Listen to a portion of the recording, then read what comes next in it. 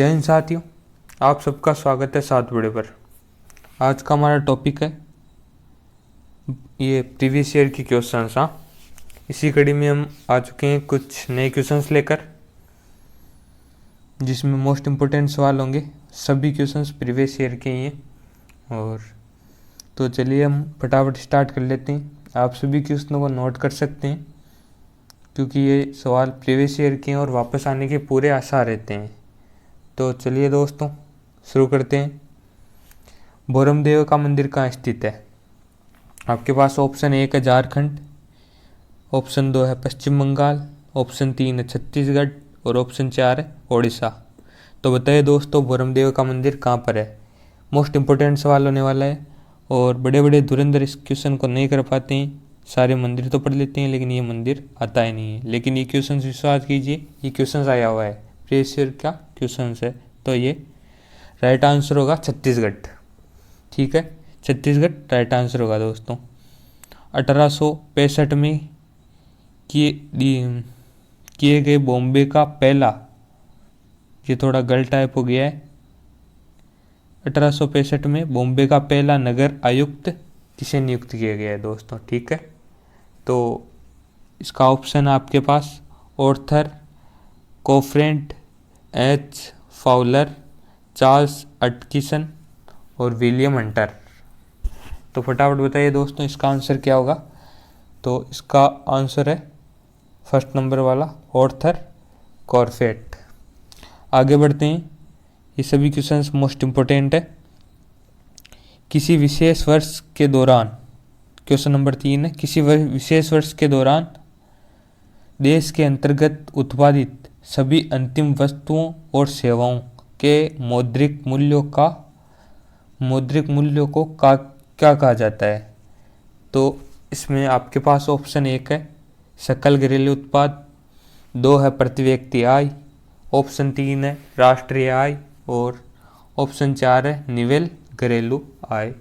तो आप इसको बताइए दोस्तों, मोस्ट इम्पोर्टेंट सवाल है। और ये आप आशा करता हूँ कि ये सवाल सभी को आ रहा होगा। तो इसका आंसर, जैसा कि आप सब जानते हैं, सकल घरेलू उत्पाद को कहते हैं कि जो भी देश में एक वर्ष में जो भी उत्पादित होता है, उसका अंतिम मूल्य, उसको मौद्रिक नीति, उसका मौद्रिक मूल्य को सकल घरेलू उत्पाद कहते हैं दोस्तों। अब courts of India past to present नामक पुस्तक किसकी है? आपके पास ऑप्शन है रंजन गोगोई, 2 पर है शशि थरूर, 3 पर है डी.वाई. चंद्रचूड़ और 4 पर है गिरीश चंद्र मुर्मू। तो आप बताने की कोशिश कीजिएगा दोस्तों कि ये सवाल का आंसर क्या होगा। तो आशा करता हूँ ये भी आपको आ रहा होगा, क्योंकि इजी सा क्वेश्चन है। तो ये है रंजन गोगोई, बिल्कुल राइट आंसर है। अब डी.वाई. चंद्रचूड़ जो हमारे वर्तमान में मुख्य न्यायाधीश हैं, और गिरीश चंद्र मुर्मू हमारे सीएजी हैं। मोस्ट इम्पोर्टेंट है। और 148 आर्टिकल 148 में सीएजी का वर्णन मिलता है। आगे बढ़ते हैं। अवध को, क्वेश्चन नंबर 5 है, अवध को ब्रिटिश साम्राज्य ने कब हड़पा? तो इसके ऑप्शंस है 1856 ईस्वी में, 1857 ईस्वी में, 1855 ईस्वी में और 1849 ईस्वी में। मोस्ट इम्पोर्टेंट सवाल है और कई बार रिपीट हो चुका है दोस्तों ये क्वेश्चंस तो, और आप सबको पता है। तो इसका राइट आंसर होगा 1856 ईस्वी राइट आंसर होगा दोस्तों। क्वेश्चन नंबर 6 है, किस राज्य में युमथांग घाटी स्थित है? तो युमथांग घाटी कहाँ पर स्थित है? इसमें आपका ऑप्शन है 1 नागालैंड, 2 पर है उत्तराखंड, 3 पर है अरुणाचल प्रदेश और 4 पर है सिक्किम। आप सब इसको बताने की कोशिश कीजिएगा, क्योंकि इम्पोर्टेंट सवाल है। तो इसका राइट आंसर होगा दोस्तों सिक्किम। सिक्किम की राजधानी गंगटोक होगी दोस्तों। और अरुणाचल प्रदेश की है ईटानगर। उत्तराखंड की राजधानी क्या होगी दोस्तों? आप सब कमेंट बॉक्स में जवाब दीजिएगा। और ये नागालैंड की राजधानी है कोहिमा। ये भी मोस्ट इम्पोर्टेंट है। नागालैंड में हॉर्नबिल नामक त्यौहार भी मनाया जाता है। आगे बढ़ते हैं, फटाफट आगे बढ़ते हैं दोस्तों। और उत्तराखंड की राजधानी देहरादून है दोस्तों। ठीक है, आप जनता, क्वेश्चन नंबर 7 है, जनता द्वारा मुद्रा के रूप में अपने पास रखे जाने वाले धन और उसके द्वारा बैंक में जमा धन के अनुपात को क्या कहते हैं। ये भी क्वेश्चन इंपॉर्टेंट है, इकोनॉमी का क्वेश्चन है दोस्तों। ऑप्शन 1 का आपके पास मुद्रा जमा अनुपात, ऑप्शन 2 है नगद आरक्षित अनुपात, ऑप्शन 3 है आरक्षित जमा अनुपात, ऑप्शन 4 है वैधानिक तरलता अनुपात। तो इसका राइट आंसर होगा मौद्रिक जमा अनुपात, ये राइट आंसर है। किसे अव्यष्टि अर्थशास्त्र के जनक के रूप में जाना जाता है। ऑप्शन 1 है मिल्टन फ्रीडमैन, ऑप्शन 2 है अल्फ्रेड मार्शल, ऑप्शन 3 है जेम्स के हैकमैन और ऑप्शन 4 है पॉल क्रुगमैन। तो इसका राइट आंसर होगा अल्फ्रेड मार्शल। आगे बढ़ते हैं। आप सबको क्वेश्चंस अच्छे लग रहे होंगे दोस्तों। अब है क्वेश्चन नंबर 9, सीएनजी का पूरा नाम। ये भी मोस्ट इम्पोर्टेंट सवाल है और इजी सा ही क्वेश्चन है, आप जवाब देने की कोशिश करिएगा। इसमें पहला ऑप्शन है कोल नेचुरल गैस, दूसरा ऑप्शन है कॉर्डिक नर्व ग्रिड, तीसरा है कन्फ्रेंस नेचुरल गैस, चौथा है केमिकली न्यूट्रल गैस। तो आपके पास राइट आंसर होगा option number 3 compressed natural gas. आगे बढ़ते हैं। सीएनजी का पूरा नाम है compressed natural gas. Question number 10 है भरतनाट्यम नृत्य को पुनरुद्धार का श्रेय किस नृत्यांगना को दिया जाता है। मोस्ट इम्पोर्टेंट सवाल है, आपको बहुत अच्छा लगा होगा क्वेश्चन, क्योंकि ये क्वेश्चंस कम ही देखने को मिलता है।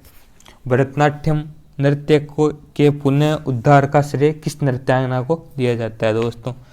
तो आपके पास ऑप्शन 1 में यामिनी कृष्णमूर्ति, 2 में मल्लिकार्जुन साराभाई, फिर है ये थोड़ा गलत टाइप हो गया है, रुक्मणी देवी अरुंडेल, और 4 है केलुचरण महापात्र। तो आप इसको बताने की कोशिश कीजिएगा, जिसमें राइट आंसर होगा ऑप्शन नंबर 3 रुक्मणी देवी अरुंडेल। केलुचरण महापात्र दोस्तों, केलुचरण महापात्र ने ओडिशा नृत्य को पुनर्जीवित किया था। आगे बढ़ते हैं दोस्तों, क्वेश्चन सभी मोस्ट इम्पोर्टेंट है। 11वां क्वेश्चन, कदम बांध कदम नदी और किस नदी के संगम पर स्थित है। क्वेश्चन ये है दोस्तों, वापस सुन लीजिएगा क्वेश्चन। कदम बांध कदम नदी और किस नदी के संगम पर स्थित है। आपके ऑप्शन है शरावती नदी, ऑप्शन 2 है गोदावरी नदी, ऑप्शन 3 है काबिनी नदी, ऑप्शन 4 है कावेरी नदी। तो इसका राइट आंसर होगा गोदावरी नदी। सभी सुन रहे हैं ना आप, गोदावरी नदी राइट आंसर है कि गोदावरी नदी और कदम नदी के संगम पर कदम बांध है। मोस्ट इम्पोर्टेंट सवाल है, आप याद रखिएगा। क्वेश्चन नंबर 12, बांग्लादेश किस वर्ष पाकिस्तान का हिस्सा, किस वर्ष तक पाकिस्तान का हिस्सा था। ठीक है, मतलब उसके बाद पाकिस्तान से अलग हो गया था। तो इसका ऑप्शन है आपके पास इस क्वेश्चन के 1962, 1956, 1974 और 1971। राइट आंसर होगा दोस्तों 1971। आगे बढ़ते हैं। विक्रमशिला गंगा डॉल्फिन वन्य जीव अभ्यारण्य किस राज्य में है। ठीक है, आपके पास ऑप्शन 1 है उत्तर प्रदेश में, ऑप्शन 2 है बिहार में, ऑप्शन 3 है गोवा में और ऑप्शन 4 है छत्तीसगढ़ में। तो इसका राइट आंसर होगा बिहार। राइट आंसर होगा विक्रमशिला गंगा डॉल्फिन वन्य जीव अभ्यारण्य बिहार में है। क्वेश्चन नंबर 14 है, अब है भारत में हिंदू उत्तराधिकार अधिनियम में श्रेष्ठाधिकार के नियम को कब समाप्त कर दिया गया। तो ये आपके पास ऑप्शन है 1950, 1946, 1956, 1960 और 1956। तो इसका राइट आंसर होगा दोस्तों 1956 ऑप्शन नंबर 4। फटाफट आगे बढ़ते हैं। थार के रेगिस्तान की सबसे लंबी नदी किस नदी को कहते हैं या कौन सी है? ठीक है, तो ऑप्शन है लूनी नदी, ऑप्शन 2 है चंबल नदी, झेलम नदी या सोन नदी। फटाफट आंसर देंगे। इसका राइट आंसर होगा लूनी नदी। किसने स्वतंत्र अवध वंश की नींव रखी? ऑप्शन है इसमें सादत खां, ऑप्शन 2 है मार्तंड वर्मा, ऑप्शन 3 है चिकलिच खां, ऑप्शन 4 है हैदर अली। तो इसका राइट आंसर होगा सादत खां। सादत खां ने अवध वंश की नींव रखी थी। क्वेश्चन नंबर 17 है, कुतुब मीनार के 5वें तल का निर्माण किसके शासनकाल के दौरान किया? शासनकाल के दौरान हुआ? ठीक है, तो इसमें ऑप्शन है इल्तुतमिश, फिरोज शाह तुगलक, रजिया सुल्तान और मोहम्मद बिन तुगलक। आप क्वेश्चन का आंसर बताइए दोस्तों फटाफट। तो इसका राइट आंसर, जैसा कि आप सब जानते हैं, फिरोज शाह तुगलक राइट आंसर होगा। हीमोग्लोबिन की कमी के कारण कौन सा रोग होता है? हीमोग्लोबिन की कमी के कारण एक तो मलेरिया, ये आपके पास इसमें ऑप्शन है दोस्तों मलेरिया, हैजा, रेबीज और एनीमिया, जिसमें राइट आंसर होगा एनीमिया। आप सब लोग जानते हैं इस क्वेश्चन में ये रक्त की कमी हो जाती है और थकान होने लगती है। इसमें हम आगे बढ़ते हैं। क्वेश्चन नंबर 19 है, पोला त्यौहार में किसकी पूजा होती है? तो ऑप्शन 1 है खेत की, ऑप्शन 2 है बैलों की, 3 है खेतों के औजारों की और 4 है मिट्टी की। तो इसका राइट आंसर होगा बैलों की पूजा होती है दोस्तों पोला त्यौहार में। क्वेश्चन नंबर 20 है, भारत के महान्यायवादी से संबंधित अनुच्छेद है। तो ऑप्शन 1 का 52, ऑप्शन 2 है 63, ऑप्शन 3 है 76 और ऑप्शन 4 है 123। इसका राइट आंसर होगा दोस्तों 76 ऑप्शन, ये अनुच्छेद 76 ऑप्शन नंबर 3 राइट आंसर होगा। इसमें भारत में एक महान्यायवादी होगा, इसका वर्णन है। और वर्तमान में कौन है भारत के महान्यायवादी? तो वो है आर वेंकट रमणी। ठीक है, अनुच्छेद 32 में भारत का एक अनुच्छेद 52 में भारत का एक राष्ट्रपति होगा, अनुच्छेद 63 में भारत का उपराष्ट्रपति होगा और 123 में राष्ट्रपति के अध्यादेश की शक्ति है, जिसको मोस्ट इम्पोर्टेंट सवाल माना जाता है। आगे बढ़ते हैं। 21वां सवाल है और ये भी इम्पोर्टेंट है। वर्ष 1894 में प्रथम ओलंपिक कांग्रेस का आयोजन कहाँ किया गया? पहला ऑप्शन है लंदन, 2 है स्टॉकहोम, 3 है ओस्लो और 4 है पेरिस। सभी लोग इसका आंसर देंगे। तो इसका राइट आंसर होगा दोस्तों पेरिस। ठीक है, और आगे बढ़ते हैं क्वेश्चन नंबर 22 में। क्वेश्चन नंबर 22, वित्त मंत्रालय द्वारा प्रज्वला चैलेंज किस मंत्रालय ने लॉन्च किया? किस मंत्रालय द्वारा प्रज्वला चैलेंज लॉन्च किया गया है? करंट का क्वेश्चन है दोस्तों और आप सब जानते हैं मोस्ट इम्पोर्टेंट सवाल होगा ये। तो इसका राइट आंसर होगा ग्रामीण विकास मंत्रालय। आगे बढ़ते हैं।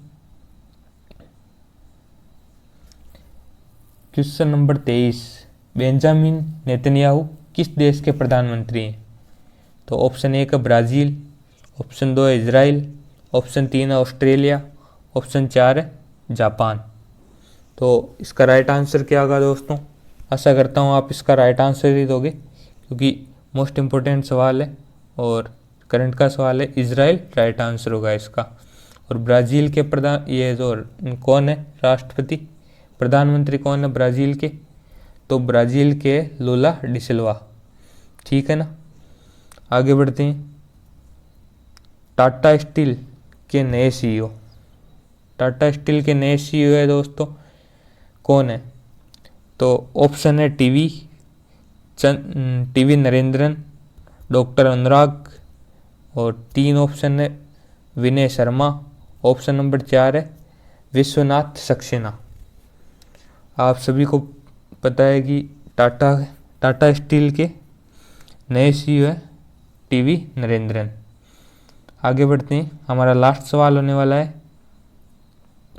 तो क्वेश्चन नंबर 25 है, पतली प्लास्टिक की थैलियों पर प्रतिबंध लगाने वाला पहला देश है? भारत, जापान, न्यूजीलैंड या फ्रांस? सभी इसका राइट आंसर देंगे और इसका आंसर है न्यूजीलैंड। न्यूजीलैंड ने पतली प्लास्टिक की थैलियों पर प्रतिबंध लगा दिया है। तो आशा करता हूँ आप सब इनको रिवाइज करोगे और ये प्रीवियस ईयर के क्वेश्चन हैं, बड़े ही अच्छे क्वेश्चन हैं दोस्तों। तो आज के लिए इतना ही, मिलते हैं नेक्स्ट वीडियो में नए टॉपिक के साथ। तो वीडियो देखने के लिए आप सबका बहुत बहुत धन्यवाद। Audio Jungle.